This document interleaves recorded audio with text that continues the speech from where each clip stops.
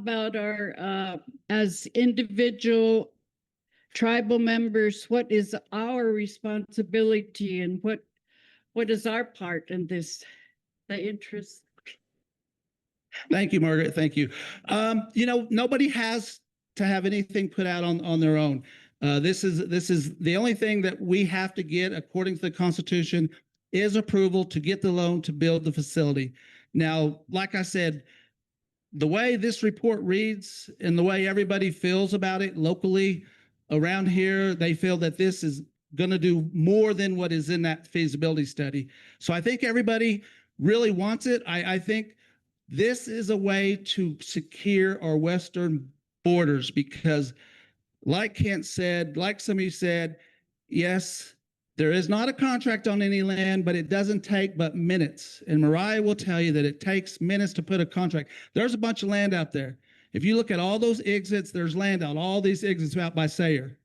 So we can't deter from what we feel is the best interest for the tribe by whether something is happening or not. If that happened, we won't do Woodward, we won't do El Reno, we won't do anything else we ever do because we fear that something isn't going to happen or that something can happen.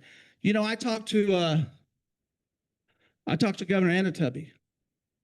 We was riding around a golf course at the University of Oklahoma. He told me his whole story sitting behind that golf cart. And he said, Reggie, when I did, what's that river? Windstar, he said, people thought I was crazy. He said, I put this little tin up, put these machines in there, and he said, people thought, you can't make no money down there. You can't do anything down there. Now look at Windstar. Everybody's there. They make billions. They don't even make 100 million, 600 million. They make billions every year. And he said, now look at it. They've created an empire. They took a chance. He took a chance. You're not going to be successful if you don't take that chance and go out there and try to do something. All of you know as families, as you have children, all those things, you've got to take a chance sometimes or you're not going to be successful. Don't be scared to be successful.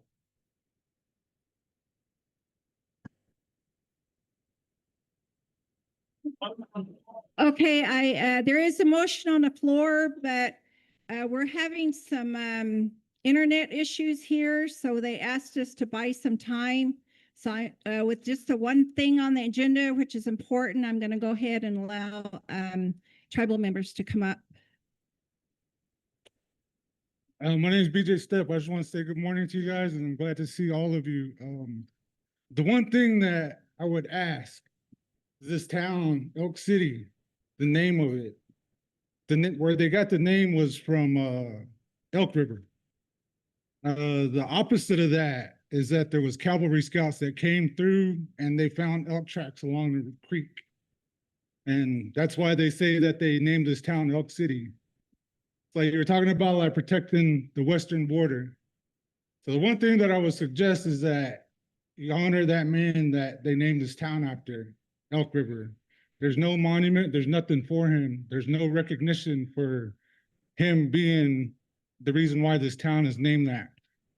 Like when it comes to decisions, the one thing I was taught about a decision was like, you make a decision,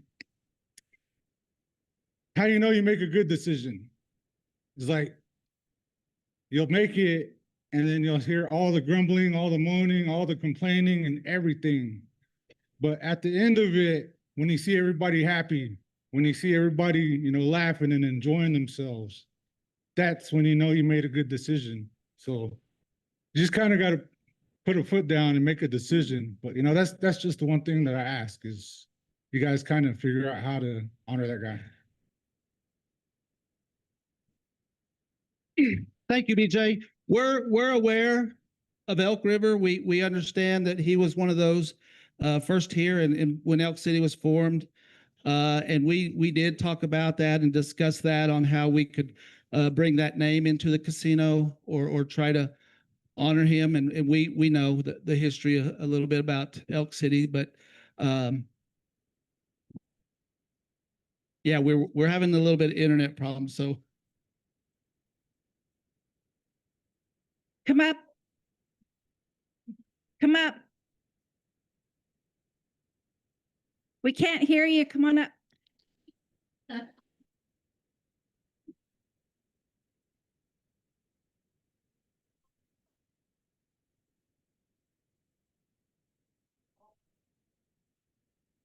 Is Tribal Tarot going to be involved with the building? Is Kathleen here?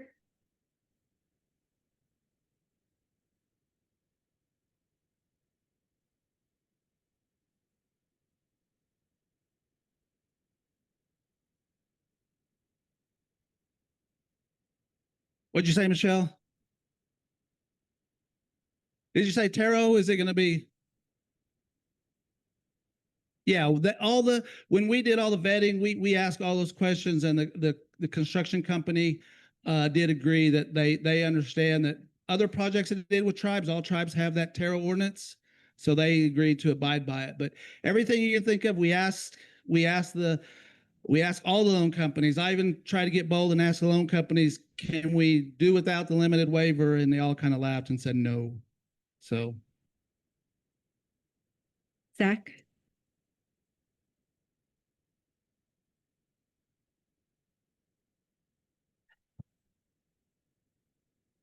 Good morning, everyone. My name is Zachary Blackout, and I'm just going to touch on something that I'm working on with a couple tribal members. And in the spirit of, getting out, getting engaged in our voting process, we also want to remind all of you that this is a very important year for the state of Oklahoma. We have a lot of important elections going on, and one of the main elections that we have is, a governor election happening, a lieutenant governor election happening. There's a lot of local elections happening, of course. And wherever you came from today, whether it was from El Reno, Oklahoma City, here in Elk City, Clinton, you guys have elections that are going on in our states. And our initiative, I'm working with Chris Romanos over here, and Cassandra Frazier of Southern Plains Tribal Health Board. We are organizing fellows for Native Organizers Alliance. And our whole initiative is basically just to get people educated on the voting process here in the state of Oklahoma. In 2024, I got familiar with this work, and I don't know if anybody remembers, but Governor Stitt, he removed almost 700,000 people from the voter rolls in 2024, whenever that election came around. And we all know what it looks like, what state leadership can do to us as a tribal nation. They can not respect our sovereignty. They can do different things. They can make policies. They can put people in local positions that can affect us and affect our tribal members, affect our schools, affect our public safety, affect our water systems, different things. So with that, I just want to give a quick message about being engaged and getting vote out there. A lot of people don't realize just how important the Native vote is here in Oklahoma. Our state actually has one of the largest Native American populations in the country. And Native people make up a significant part of the voting age here in Oklahoma as well. That means when Native voters participate, our voices are truly have the power to make an impact in our communities. And at the same time, Oklahoma has historically had lower voter turnout in many other states, which shows that there is always room to encourage more of our family members, more of our tribal members to get involved and make their voices heard. And for our tribe specifically, we all come from different counties and different cities across Oklahoma. And the decisions made in those communities affect things like education, public safety, healthcare access, infrastructure, and economic opportunities for our people. And this year in particular is important because, once again, we have gubernatorial elections, school board elections, and other local races that help shape the leadership in the communities where we all work and live. So through this initiative, we are focusing mainly on two things: voter registration and voter education. That means helping people check their voter registration status, assisting those who may need to register, and providing information so people feel comfortable getting engaged with the voting process. And just to be clear, this effort isn't about promoting any particular candidate or political party. It's simply about making sure our people are empowered and have access to the information and the opportunity to participate if you choose to. So the deadline to register for your primary election is May 22nd this year, and the primary election is June 3rd. And the general election, the deadline to register for that is October 11th, and the general election this year is going to be November 3rd. So the ways we can continue to strengthening the voice of our tribal communities, not only within our tribal government, but also in the communities and counties where our citizens live. So when our people stay informed, stay engaged, and support one another, it helps ensure that voices of Cheyenne Arapaho people continue to be heard and respected. So once again, if you guys have any questions, you ever want to learn more about the voting process or know how you can get registered, reach out to myself, to Chris or Cassandra. We are here to help you guys this year. Keep that in mind. We are always here to help you. So thank you again for allowing me to share that with you today.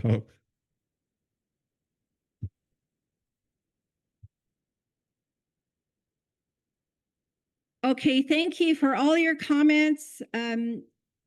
This is kind of, I don't know if it's due to the ceiling. We've lost our internet connection. So give us just a minute.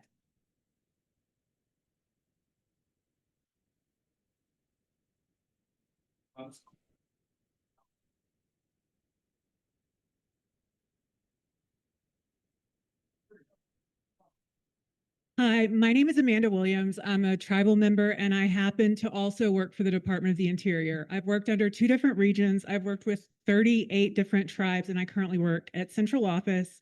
So I wanted to address some things that I've read online from different tribal members, because you're hearing from people who are speaking here right now, but there are tons of people trying to tune in online, I guess. I wanted to say that during one of my roles, I've seen people say, well, what about these other tribes and how did they get funding for this casino? I appreciate our tribe being very transparent on how they're trying to get funding. One of the tribes that I worked with was under the threat of losing federal acknowledgement, and they had signed a contract for their gaming facility funding with an Asian company. And whenever they were at the risk of losing their federal acknowledgement, they called us into the office and they said, hey, we just found out that if they lose their federal acknowledgement, they're not going to be able to have gaming anymore. And the contract that they signed with the Asian company that was funding them would have taken all of the land that the tribe owned. They would have lost all of the land that they had. Everything that they had in trust would have gone to the Asian company. So because you see other tribes getting funding without having to go to banks or waive sovereign immunity for loans, doesn't mean that they're rightfully getting funding. So take that into consideration whenever you're voting, that we're lucky to have tribal leadership that is allowing us to vote to waive sovereign immunity. They're being transparent about how we're getting the money. Not all tribes have that. And then secondly, I wanted to say that Mr. Stonecalf earlier said that 40 years ago, they bought this land and they took a bet on the future. And this is our opportunity to take a bet on the next 40 years. I grew up in Sulphur. I always joke that I know more about the Chickasaw Nation than the Cheyenne Arapaho people, because the Chickasaw Nation really invested in opportunities for all the people in their jurisdiction. But also, because of that, I saw WinStar grow from some little temporary buildings to what it is now. And also, people are talking about land being purchased. I wanted to point out that WinStar, the land that it was built on, was purchased to be a watermelon patch. So just because you see it, or you see other tribes buying up land and they're not saying it's for a casino, you don't know what that means in the future. So anyway, I encourage you to consider betting on the next 40 years, see what happens. And then also, thank you to our tribal leadership for being transparent about how we're getting funding and trying to go about this.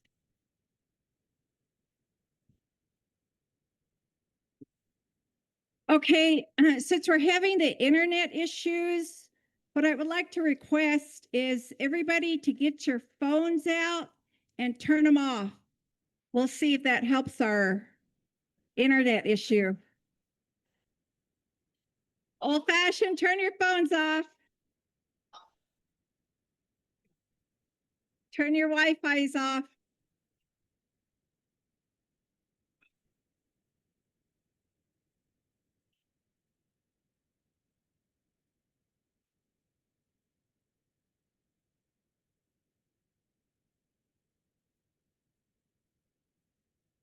Okay, order.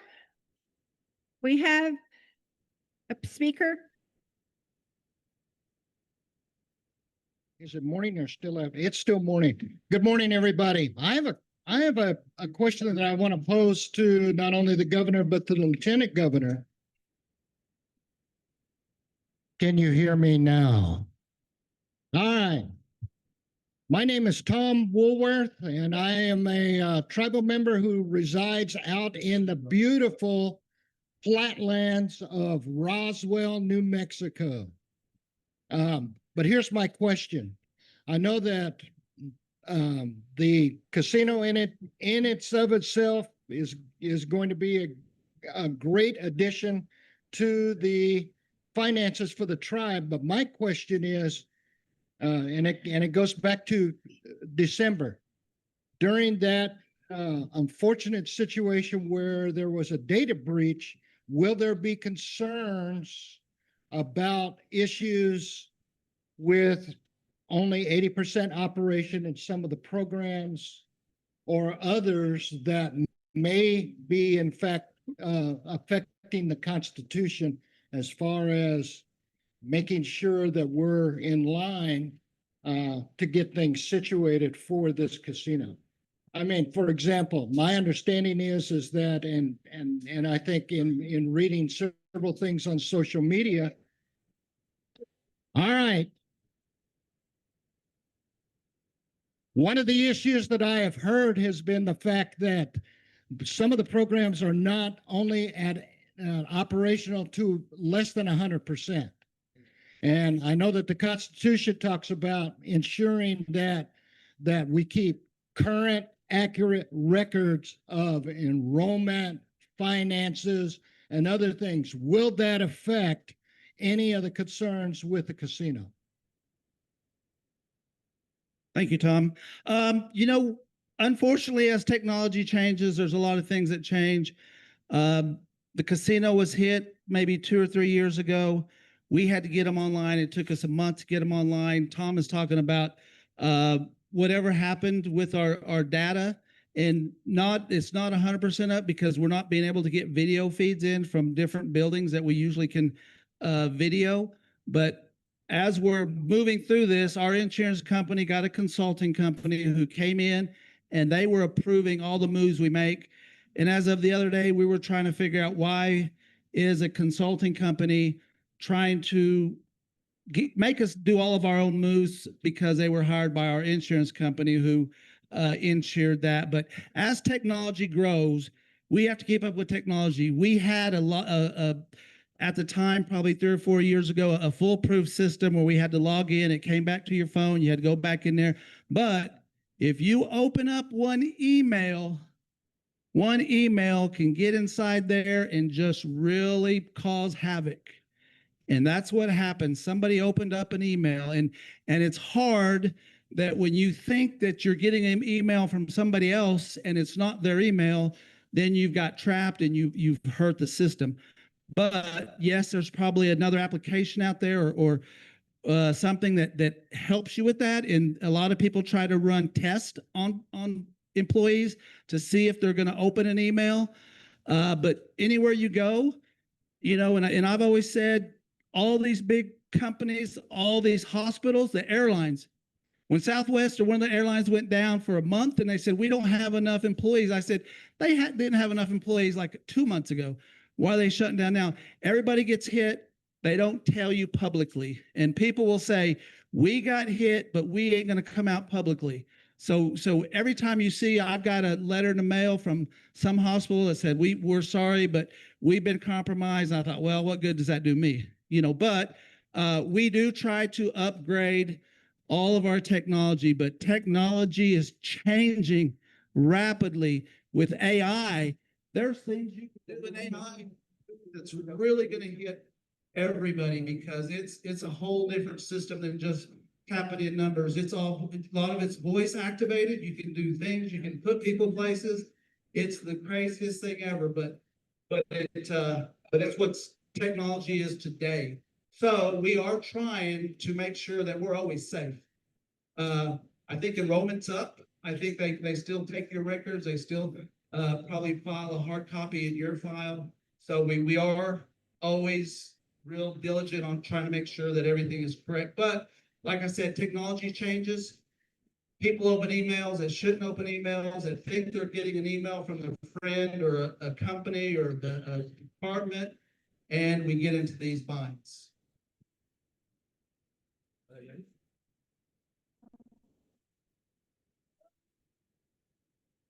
By hand. I think we can go by quicker, right? But not now. Okay, give us 1 minute here.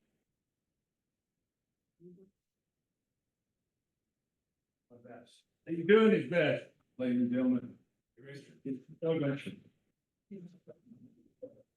We were good through the test question, and then through all the votes until we got to that. Till we got to this point. Give us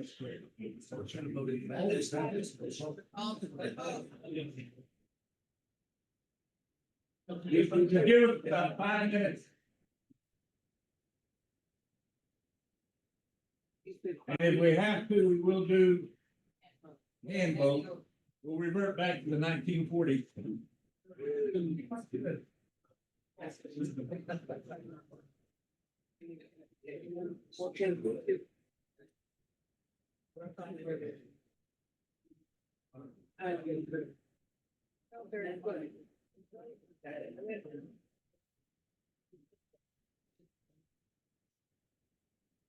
Hey, give us a few minutes here.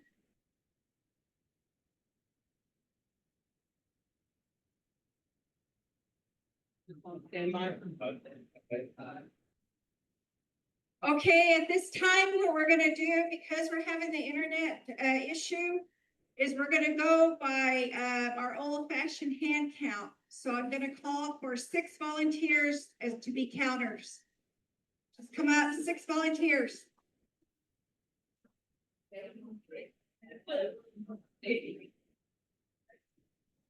Got 3, 4, 5. 1 more. 6. Okay, we have our 6. Give her your names over here.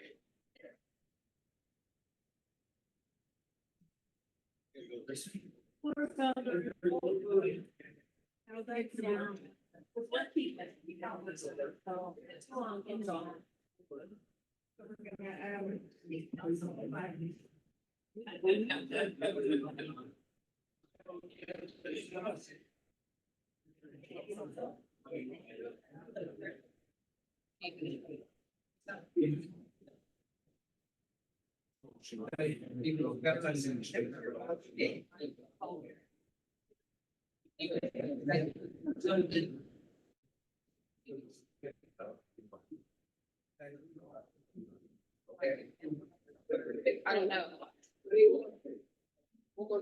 I got Linda, Laura, they.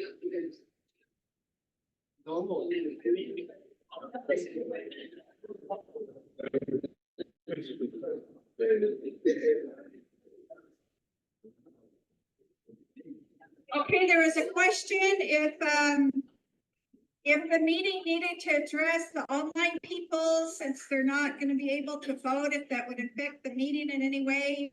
And the answer is no, it won't, because the quorum was established with our people here. So we're good.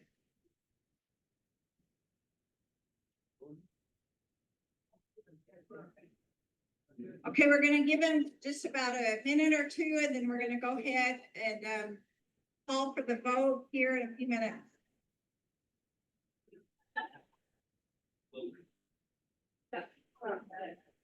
Can we ask the people back in the back room to step in if you're gonna be voting?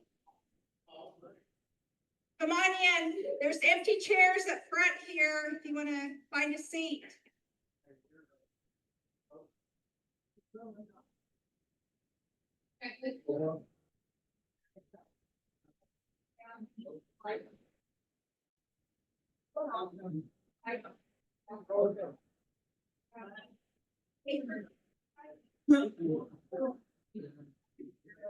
I got it.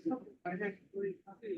I don't have any more pen. Yeah, I'm gonna need to get it in the paper.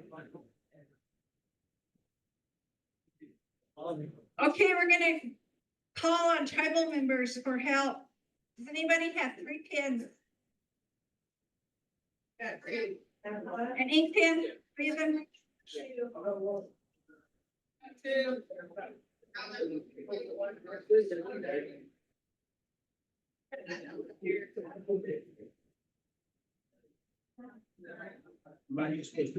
Yes.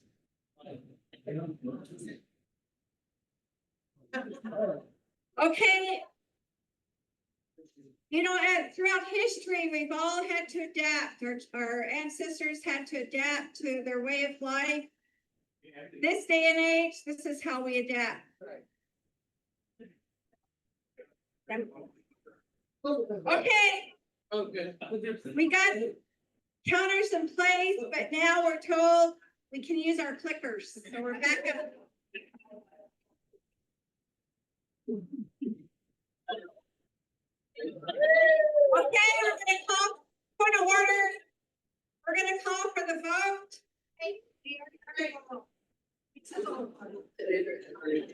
Okay, apparently people turned in their clickers. You need to get them back.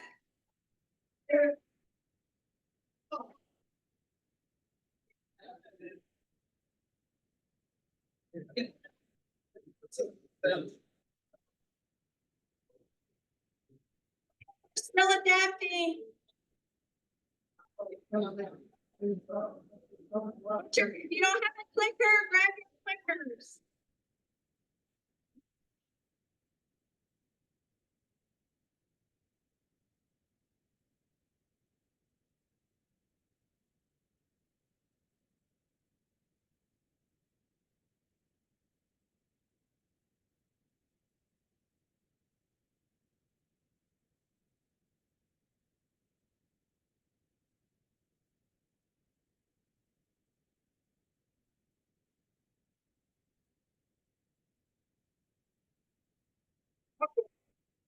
Is if everybody has their clickers now, we're gonna run a test, okay?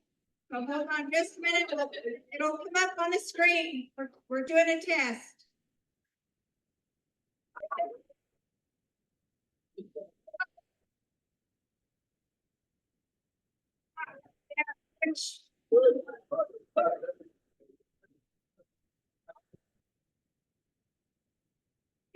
One for in favor, 2 for not in favor, and 3 abstain. Test your clickers. Sure, they say their number. Sometimes they don't. Make sure. Yeah.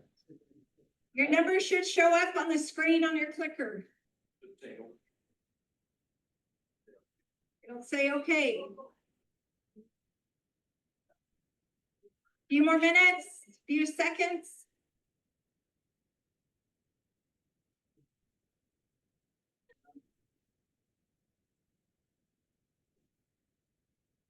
Test your clickers.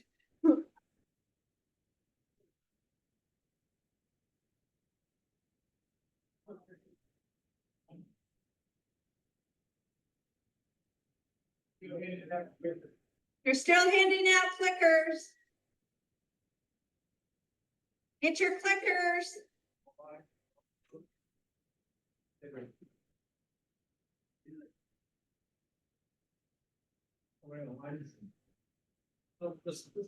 Next time, whenever that happens, tell them don't lose it.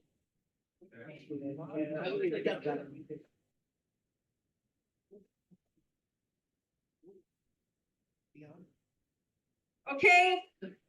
Test your clicker. First, that you just got, 1 in favor, 2 not in favor, 3 abstain. Click. No, just one. We still have people back here trying to get their clickers.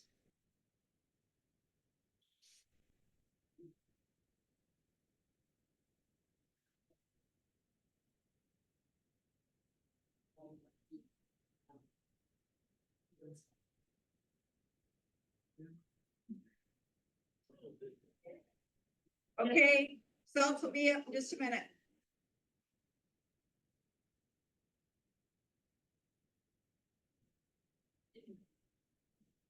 No. Okay, 170 in favor, 29 not in favor, 16 abstain. I think we're good to go. Okay, we called for a vote, motion, there's been a second. So we're gonna call for the vote.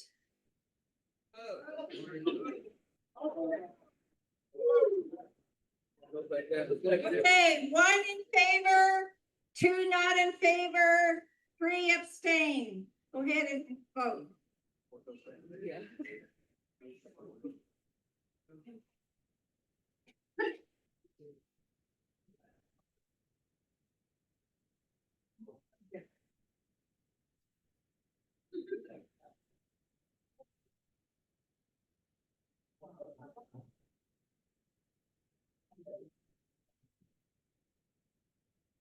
Okay, unfortunately, our people that signed up to vote remotely won't be able to vote right now because of the internet. You've opened a separate one on Zoom, so they can go ahead and vote on Zoom. Okay, I was told that they opened up a separate voting system for the remote people on Zoom. So if you know of anybody, Zoom, you'll be able to vote.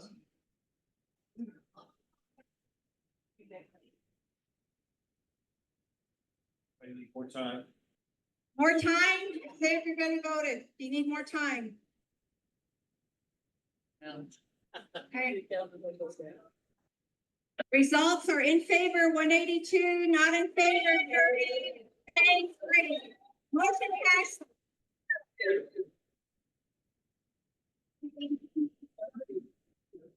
Okay, motion passes. I want to thank everybody for coming in and attending this meeting. Safe travels back. I would like to ask Margaret if you can.